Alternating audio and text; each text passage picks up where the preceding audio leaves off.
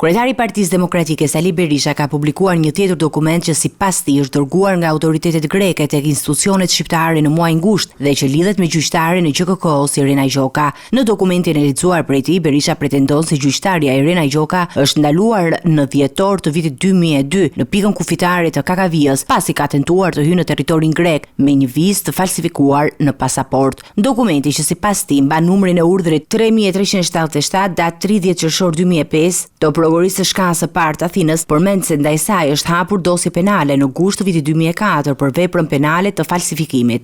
Me 24/12/2002, shtetasja Irena, shtetasja shqiptare, Maneku Irena, e lindur me 15/2/2000, 1970 tentoi të hynte në territorin grek përmes pikës kufitare të kontrollit KKV, duke përdorur pasaportën numër 1068-367 të autoriteteve shqiptare, brenda cilës u konstatuar vizë konsullore e falsifikuar. Me 10/8/2004 u formua dosje penale për veprën penale të falsifikimit neni 216 i kodit penal, duke u bazuar në ekspertizën laboratorike të drejtisë hetimeve kriminalistike.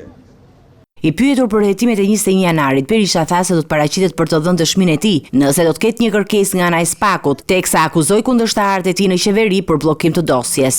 Njeriu që ka penguar çdo hetim, tasaj dosje ka vetëm një emër dhe ky është Edi Rama, që hetimi i plot dhe zbardhja e kësaj çështje është interesi më maksimal i Sali Berishës dhe Partisë Demokratike, sepse ajo ishte e qartë një agjend, ajo ishte demonstrata më e dhunshme në historinë e vendit me një agjend politike për mbyshjen e pushtetit.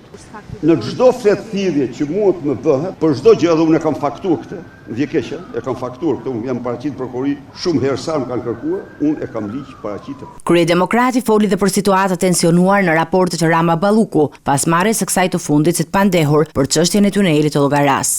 Tani, a do vi Edi këtu, më thoni pak. A do vi Edi? Edi Rametlia i tha, nuk jam qurravec i bashkisur, unë të marrë me vete i tha. Dhe në fakt shkrimi i batonit tregon se ajo ka normal me marrë me vete. Sipas Berishës, mbrojtja ligjore nga ana e të motrës së zëvendës kryeministres Belinda Balluku është në konflikt të hapur interesi.